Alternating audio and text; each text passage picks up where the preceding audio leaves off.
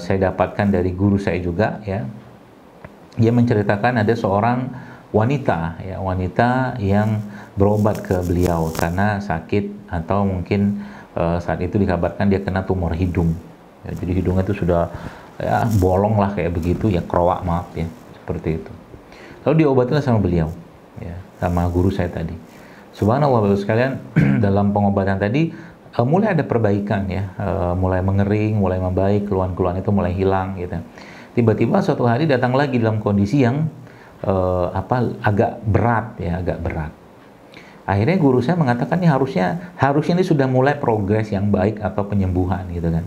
Tapi subhanallah, ya, dia katakan itu malah justru makin nurun gitu kondisinya. Akhirnya digali-gali ya dengan ilmunya beliau tentunya, ya, itu dapatlah kisah bahwa ternyata si wanita tadi, ya, perempuan tadi itu ternyata menyimpan, ya, tanda kutip dendam atau kebencian dengan ibunya, ya.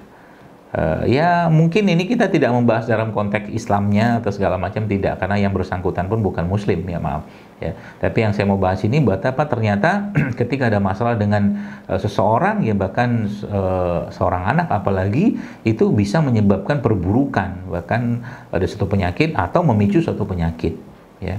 Singkat cerita, akhirnya dia menyampaikan kepada guru saya tadi, menyampaikan kepada wanita tadi, ya, perempuan tadi itu, kalau gitu Anda harus minta maaf dengan ibu Anda, ya, atas kesalahan tadi gitu kan. Jadi kisahnya itu jamaah sekalian adalah si wanita tadi itu waktu zaman masih kecilnya, ya, waktu zaman masih kecilnya itu dia dia ada dua bersaudara sama kakaknya satu lagi. Nah, kakaknya itu diurus oleh ibunya karena emang masalah ekonomi gitu kan. Terus dia dititipkan kepada keluarganya yang lain. Itu ternyata membekas dalam dirinya, ya, dia nggak terima itu dan jadi masalah sehingga akhirnya memunculkan sampai penyakit kayak begitu itu ternyata bisa ditrace, bisa dilacak gitu kan. Akhirnya sang guru saya tadi mengatakan pada wanita tersebut, kepada perempuan tadi, katakan ya kalau kita harus minta maaf. Dia mengatakan bahwa ibu saya sudah mati gitu ya. Ibu saya sudah meninggal.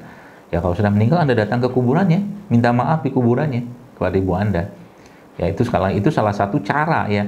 Karena memang pengobatan yang saya lakukan ini tidak akan banyak bermanfaat kalau seandainya masih ada perasaan-perasaan seperti itu dalam dirinya, ya, memaafkan.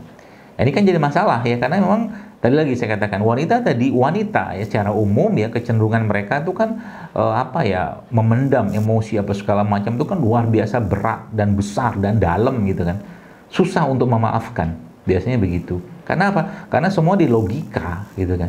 Diemosikan, dikasih perasaan gitu loh.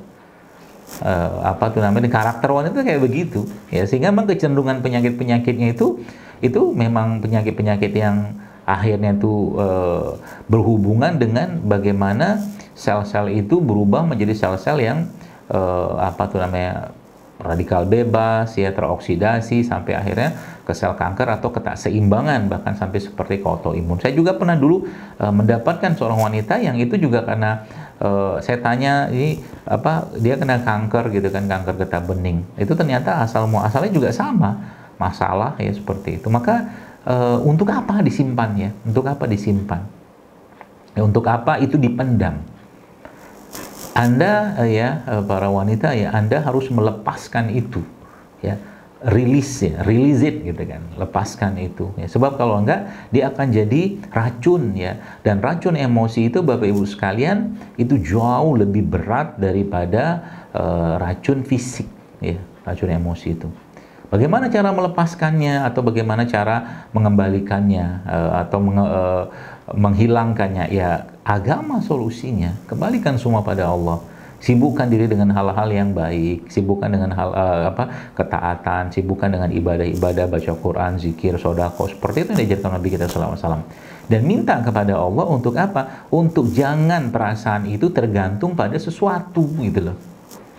Dikasih tahu, jilbabnya bagus banget, bajunya bagus banget, akhirnya dia mulai merasa tersanjung gitu kan. Tapi ketika ada orang ngomongin sedikit, akhirnya dia malah justru merasa tersinggung lah, merasa apa segala macam. Kenapa harus meletakkan, kalau bahasa saya itu, Kenapa harus meletakkan atau menyerahkan remote kehidupan atau remote perasaan itu tanda kutip kepada orang lain?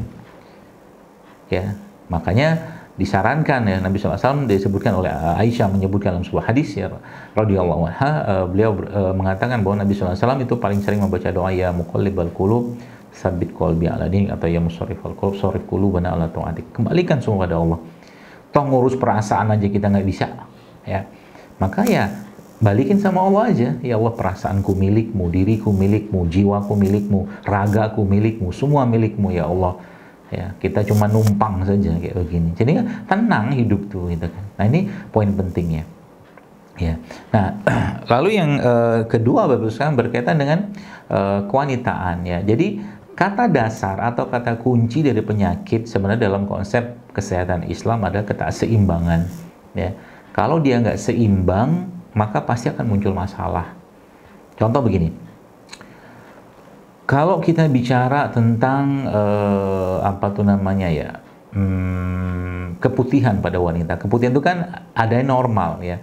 Keputihan itu biasanya muncul ya ketika menjelang-jelang menstruasi ya, menjelang-jelang menstruasi dari keputihan. Tapi ketika seorang wanita ya, dia keputihan terus-menerus dengan gatal, kemudian baunya berubah tidak seperti bau yang aroma biasa, dan warnanya juga berubah, karena keputihan itu kan putih ya, tidak berwarna coklat ya atau warna yang lain, dan tidak berbau ya, seperti itu. Nah, itu salah satu tanda badannya nggak seimbang. Apa yang tidak seimbang sebenarnya? Ya tadi kita kalau kembali ke konsep yang dasar yang atas tadi, maka pasti ada hubungan dengan emosi. Yang ternyata benar. Jadi kalau kita tarik lagi Bapak Ibu sekalian, nanti baru kita bicara herbal. Jadi kalau poin penting ini tidak kita pahami, herbal pun tidak akan banyak bermanfaat. Ya.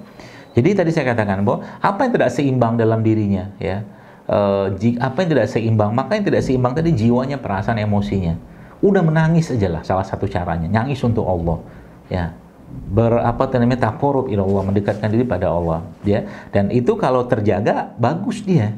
Ya, tapi kalau dia tidak terjaga, kalau mungkin bahasa kita tuh stres apa segala macam, maka ia akan terpengaruh ya. Yang paling dominan atau tidak seimbang itu justru malah pencernaannya atau perutnya. Dan sayangnya kabar baiknya dan kabar buruknya itu adalah pencernaan itu tempat bersemayam berbagai macam atau mungkin tempat bakteri tubuh manusia yang kita kenal sebagai mikrobiom, ya. Artinya kalau dibilang berarti keseimbangan mereka itu bisa terganggu gara-gara perasaan seseorang. Nah, artinya apa? Jadi kalau kita bicara tentang manajemen hati ya, atau mungkin kita pernah membaca Tazkiyatun Nafs ya, atau mungkin buku-buku tentang manajemen kolbu yang dikarang oleh ulama-ulama zaman dahulu ya, itu Masya Allah, situ ada banyak sekali, seperti kitab Ad-Da'a wa Ad-Dawa ya, Ibnu Qayyim al-Jauziyah rahimahullah, salah satunya itu. Nah, Ibu sekalian, maka itu diperbaiki dulu gitu kan. Maka poin pentingnya, jadi kalau Anda ingin memperbaiki tubuh Anda, maka kontrol emosinya, itu yang pertama. Karena kalau sudah emosi terkontrol, maka insya Allah ya 60-70% lebih insya Allah, yaitu keseimbangan itu akan balik kembali. Dengan cara apa? Macam-macam lah ya, macam-macam cara. Salah satunya tadi ya, kalau kita kembali ke poin utama itu, kembali ke masalah pencernaan itu perut ya, maka jagalah perutnya. Dengan cara apa? Banyak caranya ya. Anda harus memanage perut tadi. Maka salah satu cara menjaga perut ya dengan baik adalah dengan cara mengurangi makan ya, atau berpuasa katakanlah kita dalam Islam ya. Itu salah satu cara yang paling mudah ya. Maka dalam Al-Quran kita lihat bahwa ternyata istri ya, atau wanita dalam Al-Quran itu digambarkan ya, kalau kita baca dalam Al-Quran, bahwa istri-istri kalian adalah ladang tempat kalian bercocok tanam ya. Maka ladang itu kan tanah. Jadi salah satu cara yang paling mudah mengembalikan keseimbangan jiwa kita, pikiran kita, emosi kita, termasuk keseimbangan mikrobiom atau makhluk-makhluk tadi itu adalah dengan cara berpuasa.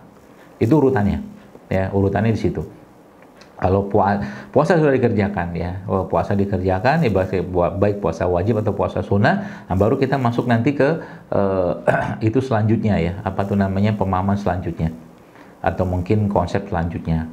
Jadi puasa itu salah satu cara yang paling baik untuk mengembalikan keseimbangan tubuh seorang wanita. Maka perbanyaklah berpuasa ya. Kalau puasa sunnah maka Anda harus minta izin pada suami kalau suami tidak puasa. Ya, karena melayani suami misalkan maaf suaminya minta kumpul ya atau mungkin minta ya kumpul lah ya hubungan suami istri misalkan, terus sang istri misalkan sedang puasa ya dia harus batalin. Itu jauh lebih baik untuk membatalkan ya daripada dia berpuasa. Itu pesan yang pertama. Jadi mengembalikan keseimbangan emosi itu dengan berpuasa. Itu yang pertama, dan mengembalikan keseimbangan mikrobiom atau bakteri tadi dengan berpuasa. Seperti itu. Itu salah satu caranya.